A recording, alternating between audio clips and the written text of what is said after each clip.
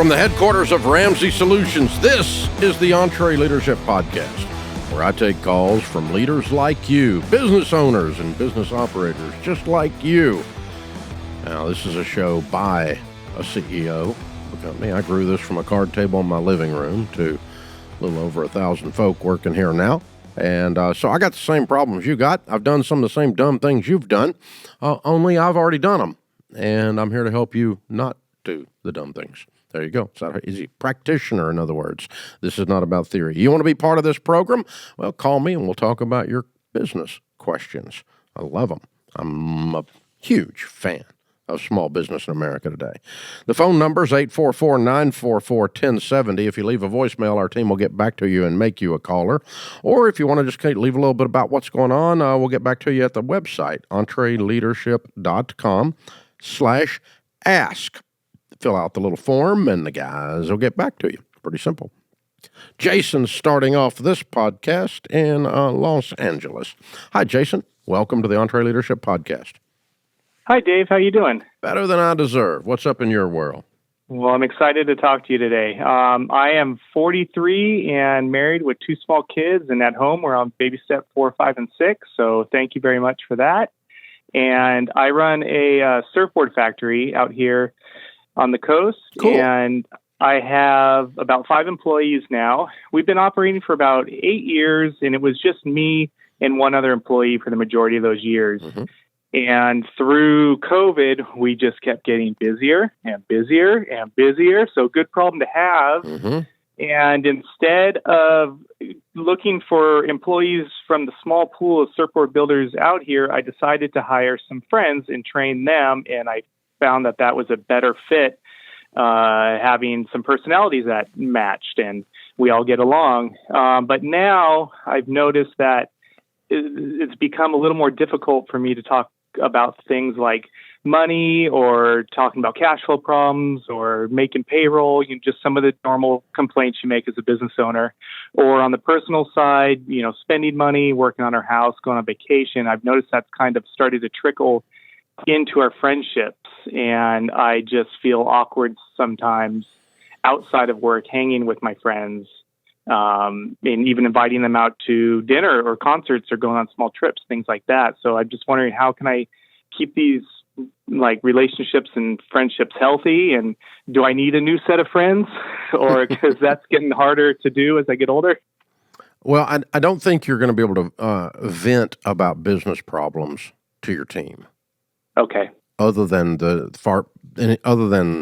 you would your team otherwise. I mean, I let my team know what's going on here if I need their help with something. But if I'm fretting about cash flow, unless a team member here needs to be involved, I wouldn't bring them in to that kind of stuff. So I do think you're going to find a different place to let off that steam other than with team members that also happen to be your friends. They can't. I don't think you're going to be able to make that distinction and them separate that in their emotions and not be simultaneously worried about their own skin. I mean, the boss is worried. The boss is worried. I'm not going to get my check. This is that you can't keep from doing that if you're human. So, sure. Yeah. So, but as far as trips and those other kinds of things go, I think you've just got to. Let's just have an awkward conversation at the beginning and say, hey, I'm going on this trip. Y'all want to come? And this is a friend trip. It's not a business trip. And so everybody's going to pay their own way, or whatever it is. Or right. If it's a business trip, or if you're the wealthy friend in the friend group and you want to carry your friends on something, you say, this is not the CEO taking all the employees. This is me, your friend, who can afford to do it, taking my friends, and we go on this trip, whatever it is. And so, or everybody pays their own way. Any of that's okay, but what you've got to do is just distinguish in everyone's mind what's happening here. Because where you get into struggles with a relationship is where there's confusion as to who's talking. Is this my friend talking to me or my CEO talking to me? Okay. And, with our family, for instance, internally, we switch we call it switching hats. And so I'm wearing the CEO hat. Rachel Cruz is my daughter. She's a Ramsey personality. She wears a Ramsey personality hat. And so she functions the same as a Dr. John Deloney or Ken Coleman or Jade Warshaw, George Campbell, whoever. I mean, they're on the same pay scale, and she treats me in a meeting the way they would treat me in a meeting, and I treat her in a meeting not like her father, but instead like her CEO, and like the person that's trying to help her win. And, I'm trying to knock down blockers so that as a personality, she can be successful, just like I would do for John or for Ken, right? And so you make that distinction. You go, okay, this is a business meeting, and so in this meeting, you're going to treat me like your CEO, and I'm going to treat you like a team member, which means I'm going to treat you nicely with dignity and clarity, but I'm not going to unload on you, and I'm not going to dump a bunch of my negative venting on you, and I'm not going to do all that. But and then we all go out and have a beer or something and have a cup of coffee or whatever. Then it's a bunch of friends hanging out, but you're probably even in that situation go, it's friends hanging out. I'm going to talk to you about other friend stuff, but probably not going to cover the business problems with you. Yeah, I try and keep business conversations to pretty much a zero. And to make it even funnier, it's just like two of these guys that work with me, we're all together. We've also been playing music for the last 10 years. So it's just it's so intertwined that I'm just really trying to toe that line. Yeah, I think the thing that we've done, we've worked a lot at here, we've burned a lot of calories on, is just distinguishing who is speaking right now. Okay, is this Dad? Is this Papa Dave, or is this the CEO? In your case, is this my CEO, the guy that owns this place, and he brought me in here, gave me a job, and we're all working on these surfboards together, we're having a blast, and it's a cool business, but he also owns it, and I got to treat him like I would with the same dignity I'd treat another boss, right? Another leader. And then, when we're playing music together, we're goofing off, we're having fun. This is not serious. We're not here to... That's a hobby, that's not our revenue producer. And so by and large, I'm sure. But, so, I mean, I think if you just say it out loud, it removes a lot of the awkwardness, and you're very clear about who it is, which role it is that's making this deal.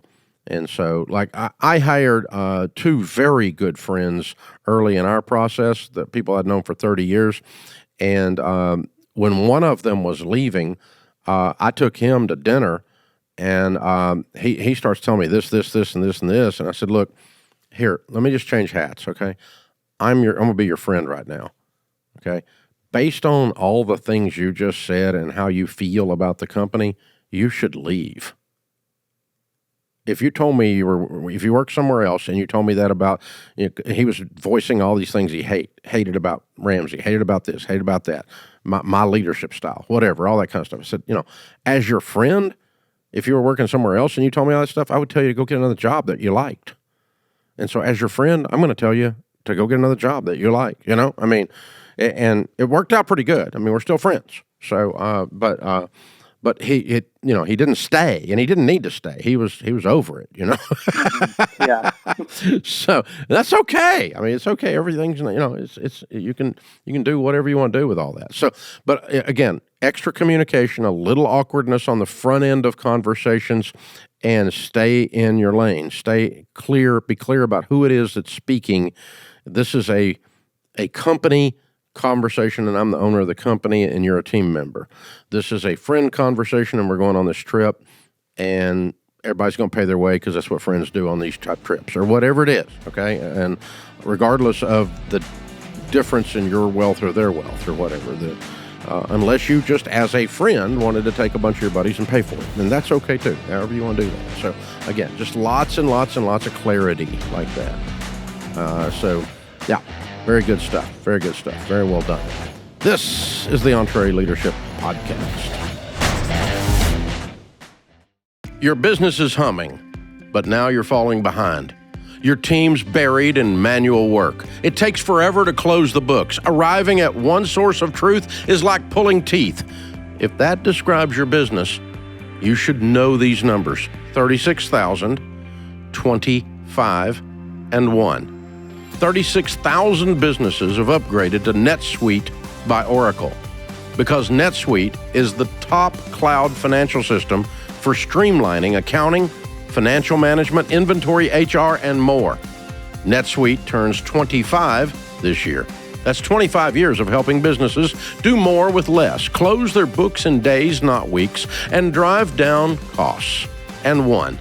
Because with NetSuite, you get a customized solution for your KPIs in one efficient system, one source of truth. You can manage risk, get reliable forecasts, and improve margins. Everything you need for better decisions, all in one place. Plus, right now, download NetSuite's KPI checklist for consistently excellent performance for free at netsuite.com/Ramsey. That's netsuite.com/Ramsey to get your own KPI checklist for free. Welcome back to the EntreLeadership Podcast. I'm your host, Dave Ramsey. My friend Jordan Peterson, who was on with me on the EntreLeadership Summit a month or two ago, and he reached out to me and he said Tamara Lich has a new book out, and you have to talk to her about leadership. She's a former energy logistics worker from Medicine Hat, Alberta, Canada, that became a huge part of organizing the Canadian Freedom Convoy in 2022. Stirred up a ruckus is what she did. She's written a book about her experience titled Hold the Line, My Story from the Heart of the Freedom Convoy. And we're here with Tamara Lich and want to learn about her leadership journey in this process. Hey, Tamara, how are you?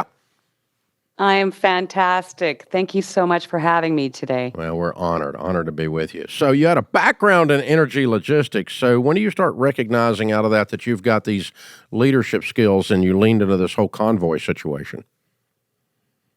Well, it was very early on in my logistics career when I discovered that I worked really well under pressure and tight deadlines, and I really reveled in it. And so I was probably in my mid-20s, I think. And yeah, I just, you're just trying to find your way in the world and find your place. And I fell into logistics, and I absolutely loved the challenge. So when did you decide to leave your career then and move into this as a, like an organizational movements idea, right? And so you really just said, okay, these are my leadership skills naturally. I enjoy this. I like the deadline. I like the pressure. I'm a gunfighter. I like drawing and shooting right now. I want to get this done. And so how does that get you into organizational management or organizational movements, I guess I should say? Well, how I got involved with the Freedom Convoy was obviously the 2 years of the pandemic here and the lockdowns were really hard. It was very dark times here. And I was sent a TikTok video from a gentleman by the name of Chris Barber, who was calling for a Canada-wide shutdown on January 23rd of 2022.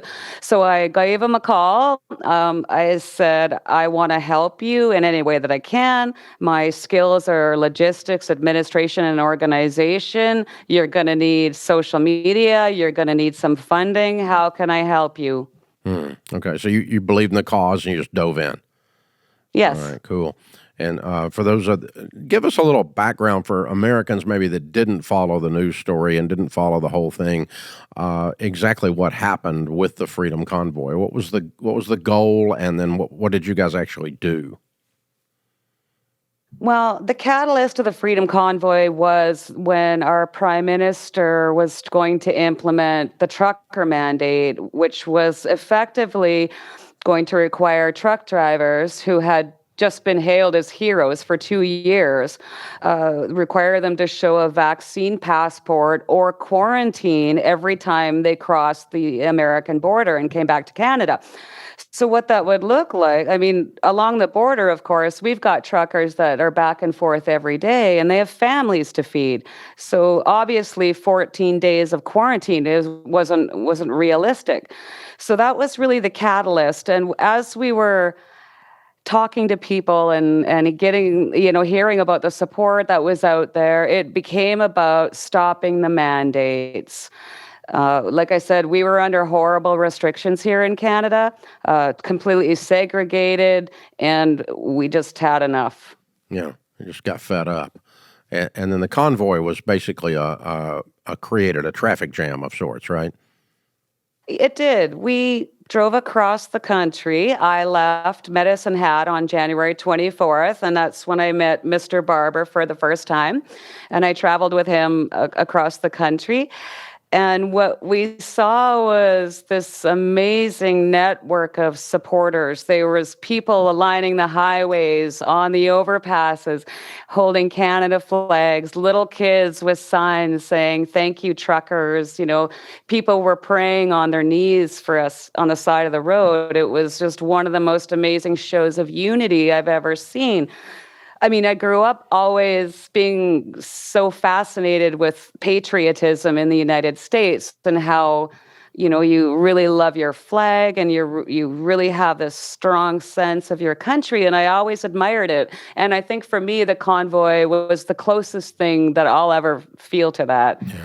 The sense of unity was incredible. We got into Ottawa, of course, and we were there for about 3 weeks, peacefully protesting. And then the government invoked the Emergencies Act here and sent in law enforcement to crush it. Yeah. Okay. And what was the net result of the whole thing? What ended up happening at the end of it? Were the mandates rolled back? Some of them were, yeah. Well, while we were there, some of the provinces started announcing that they would be rolling back the restrictions. And so they'll never say that it was because of the convoy, but I mean, it's pretty clear that it has something to do with it. Yeah, very cool. Tamara Lich is my guest. Her book is Hold the Line, My Story from the Heart of the Freedom Convoy. So leadership lessons, when you're going through something like that, you're in the middle of fighting it. I mean, we had our own COVID routine we went through here at Ramsey where we're arguing and getting negative press because we went back to work, all the same kind of stuff. When you're going through something like that, I've kind of gone back with our team and kind of almost did an autopsy on it and go, okay, what are our takeaways? What do we learn from all this crap? If there's this much manure, there must be a pony. I mean, come on, So so what are your leadership principles that you take away from this that that are transferable that you can use and that our listeners can use? Yeah, well, first and foremost, I mean, you have to understand it was really a chaotic time. So I was in meetings constantly, being pulled in lots of different directions. So my number one takeaway is that when you're under pressure like that, it's important to keep everybody level-headed and stop them from panicking, which does happen. I mean, you start to panic and you start to make mistakes and bad decisions. And we were literally under a microscope and had to watch, what we were doing constantly because we never went there to disrespect the police officers or break the law. So my number one takeaway, especially dealing with that many people, is to try and keep everybody calm, keep a level head, stick with the facts, etc. Yeah, decelerate rather than accelerate the drama. Yeah. Yes. Be a drama extractor. That's a good principle for leadership in general because it's real easy to get caught up in the wave of emotion as a leader while all these things are going on. Instead, you've got to do quite the opposite. You've got to step outside of it and bring everything down. Just bring it down, bring it down, bring it down. Let's stay on task, calm down, breathe. It's not as bad or not as good as these emotions are telling you. And so it's not as high. The highs are too high and the lows are too low, especially in a high pressure cooker thing like that. Yes, exactly. Yeah. What other leadership principles do you take away? That's a good one. Yeah, that's the biggest one for me. Again, I mean, managing people, one of the most important things to do is listen. Really listen to people when they're talking to you so that they feel heard. And so that when issues arise, you can solve problems. Yeah. Yeah, and that's the only way you can turn the corner with something. Yeah, that's very good. Active listening, I think is the technical term. Yeah, very good. Very good. I love it. Yeah. Good stuff. Again, Tamara Lich is her name. Her journey to leadership is what we're talking about. Her new book is Hold the Line, My Story from the Heart of the Freedom Convoy. You guys pick it up if you want to learn something about that whole event and that moment in history. It's good to learn what happened and how the Canadian government acted and reacted, how the truckers reacted, how the public acted and reacted.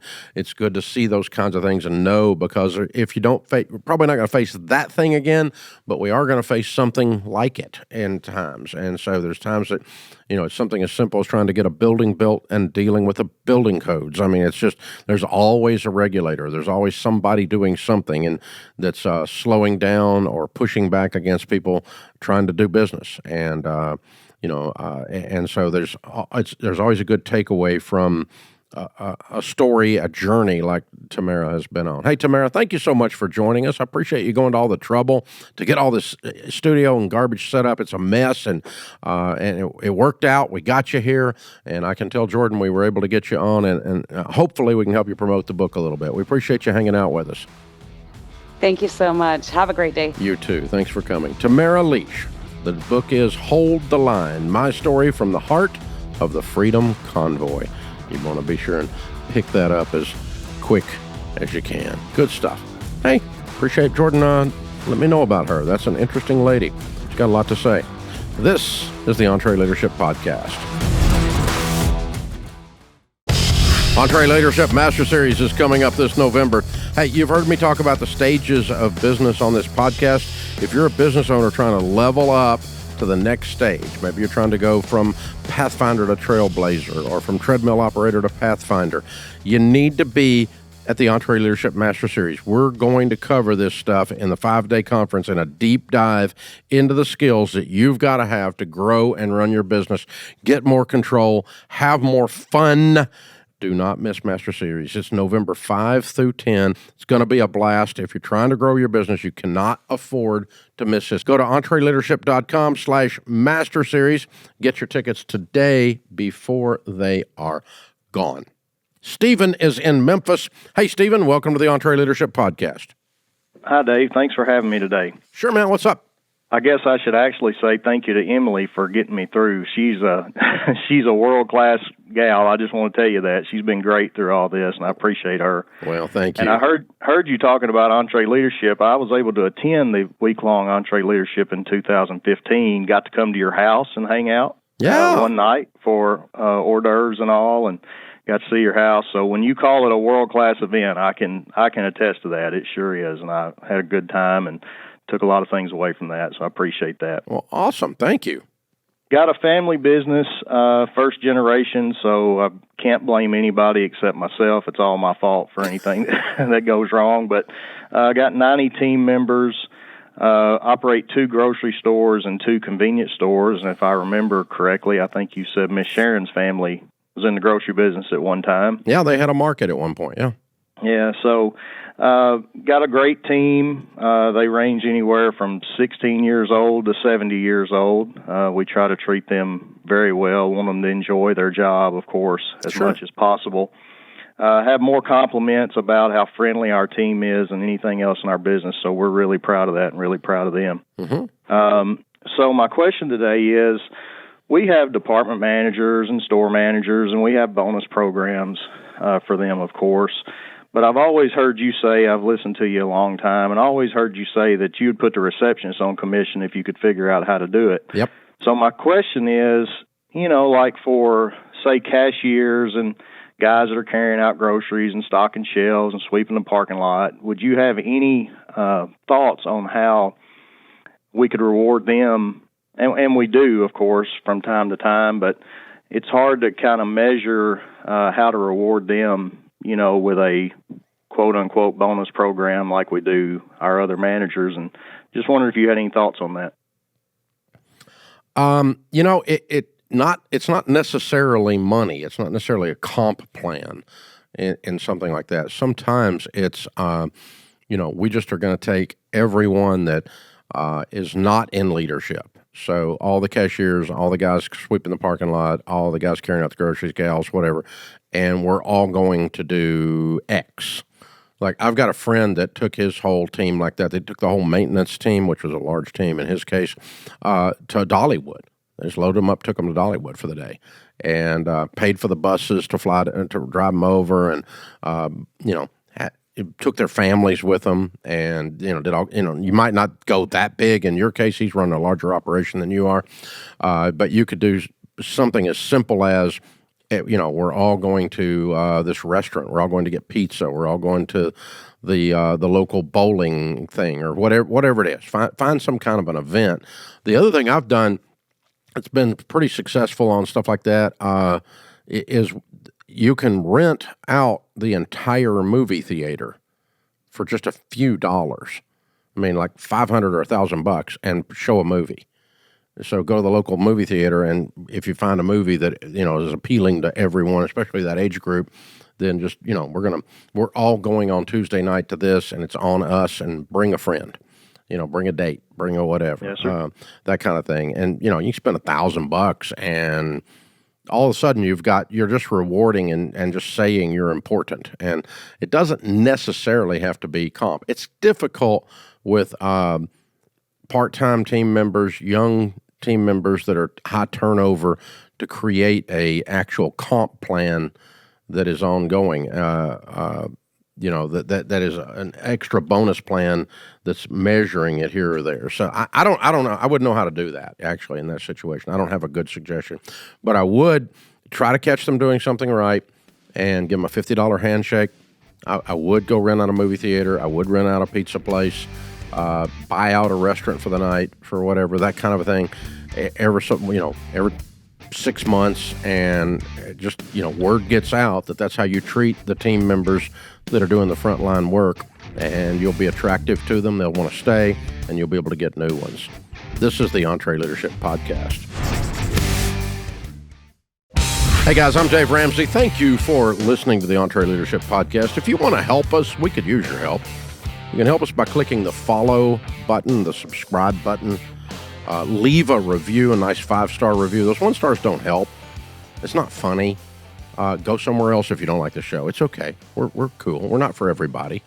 And just 5-star review. Click save. Click or subscribe. Click follow, and do the sharing as well. Click a link and share it. Click one of these episodes and share it. However you're doing it. Some of them have some of the different services have a share button, but share the show, subscribe, follow, and leave a 5-star review. That is very, very helpful for us. Thank you very much for doing that. We know you're doing it because the numbers on this thing are going way up, and we appreciate you very, very much. Thank you. Thank you, thank you, thank you. If you want to be part of the program, be a caller, you just call me at 844-944-1070, or you can leave your idea, your question, what it's about. We'll get back with you, make you a caller here on the show. EntreLeadership.com/ask. Thanks for hanging out. John is in Columbus, Ohio. Hey, John, welcome to the show. How can we help? Hey, Dave. Thanks for having me. I appreciate it. Sure. Yeah. So, you and I have a bit of a similar story. I started a wealth management firm 21 years ago out of a spare bedroom in my home. Closed my first deal with a client at a card table. Wow. And, zero assets under management, zero clients, but we had a phone, a computer, and a dream and a desire in our heart to help individuals make wise decisions with their money. Good for you. 21 years. Yeah. 21 years later, we're managing wealth for about 330 clients, 320 million in assets under management, top line revenue over 3 million, 13 team members, and as a business owner and a small business owner, CEO, my income is growing right alongside the business, which is a really good thing. Good for you. Well done. Congratulations. Well, thank you. And I followed you long enough. I appreciate your message and your platform, and I've heard you talk about the tithe. Mm-hmm. And I'm a person of faith, and I give tithe. I tithe on my gross income. Mm-hmm. I go to a small church, and as my income grows, my tithe is becoming a large percentage of my local church's budget. So I'm wondering, is there a certain point where my tithe or a donor is taking too much percent of the overall church budget? My concern is if I were to leave or become a snowbird and head down to Florida, or if I were to die, it would severely disrupt church operations and maybe even cause people to lose their job. Yeah. And I care about these people. So, well, it's unhealthy for the church to be single donor dependent like that. And so you're concerned about that lack of health, and what do you do about it? Okay, so the tension is that evangelical Christians, you and I, Orthodox Jews, believe in giving 1/10 of our income to our local church. It's a representation of the Old Testament storehouse, and so. Where the widows, the orphans are taken care of through the church, and the Levites, the priests, are fed. So the pastors are covered, and the church is doing good social works with widows, orphans, and so forth in the community. And the tithe is to fund all of that, and that's the principle by which we're doing it. So the tension is, if you don't give it to your local church, are you stepping outside of what tradition has taught us on that? Yeah, you would be, but I think I would in your case. I would step outside of that, and I would find probably some other local churches that you believe in the work that they're doing and how they're doing it, but you just don't attend there, and distribute your tithe across those. I would not switch it and put it into the family foundation. I have a family foundation, and I wouldn't do that.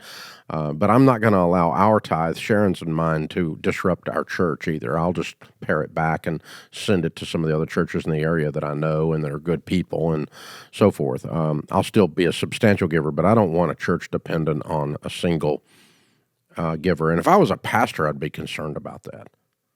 I'd be concerned if our thing was being built on one guy's deal. That would just scare me. What percent do you and Sharon typically look at? Or like 10% of the No, I think you just got to look at it and go, what have I got to move to keep from being a problem? Because right now I'm a problem. And I wouldn't do it instantaneously, but I certainly wouldn't. If your income goes up next year, I wouldn't give any increases in income. You got to start offloading it at some point. But I wouldn't go in there and just chop substantially what you've been doing, because you do harm to them right now, right? Mm-hmm. They're already dependent on you right now, right? Yeah. Yeah. So you had mentioned you would put it maybe to other local churches. What about just nonprofits that have a ministry focus? Well, you can do anything is okay. There's nothing. I'm not legalistic about this. I personally would say, okay, the tithe goes to your local church is a standard. I mean, that's not a Dave Ramsey teaching. That's an evangelical teaching that's been taught by lots and lots of people. There are people that agree with that, disagree with that, whatever. I don't care. But I personally would stick with the local church, because I believe that even if it happens to be not the church I'm attending, I'm not going to give all of it to the church I attend, but a local church anyway that's doing God's work, and that the people are, the books are open. We can look at them. The staff is not overpaid. They're not underpaid. Like I'm assessing any other charity that I'm going to give to, I'm going to make sure that other church is, since I don't go there and I don't have a feel for it, I'm going to make sure that they're, operationally good and solid, and that I'm not going to disturb them with this either. But, so I'm not going to increase at yours if I'm you, and I'm going to stay with the local church category. But again, the whole point here is not that you are the savior somehow with your income and your tithe. The point is that you need to be giving for you, because you exercise that giving muscle. It's a part of managing wealth well. And so generosity has to be a part of your DNA, of your makeup, if you're going to manage wealth well. And so that's the big thing. That's why God has us to tithe, not because the church needs our money or God needs our money. He has tithing because it's good for us to be generous people. It changes our character when we do that. And the rhythm of our life every week, every other week, whenever we get paid, to be giving is just, it's an amazing part of the normal rhythm of your checkbook, and so that's what you want to have, and you can do whatever you want to do within those guidelines for it. But again, I'm old school, and I fall in that camp where the storehouse is the New Testament storehouse, or the New Testament church is the representation of the Old Testament storehouse, and so I give to my local church until I'm a problem, and then I would give to a different local church or churches and that would mean in the area where you live, in other words. But if you want to change that and do it, I don't think it's not a salvation issue. God's not going to go, oh, we can't bless John because he gave to this other wonderful thing instead of to that church. And I don't think that's how it works. But you do whatever you want. I'm just going to stick with the principle on that. And then my other giving over and above the tithe, I can do anywhere I want to go with that. I can give that. That doesn't even have to be to ministry. I can give that to we give some to the University of Tennessee where we graduate from. It's obviously not a ministry. And so we, help some college students over there have scholarships and things like that. So but that's all completely separate from the tithe discussion. That's an additional giving over and above that. So, hey, great question, great heart, and congratulations on all your success. I'm so excited for you, John. It's awesome. Hey, folks, remember, better a weary warrior than a quivering critic. Leaders serve. Leaders are active, not passive. They act on principle, not appearances. This world needs more high-quality leaders. Choose to lead. I'm Dave Ramsey, your host. Thanks for listening to the EntreLeadership Podcast.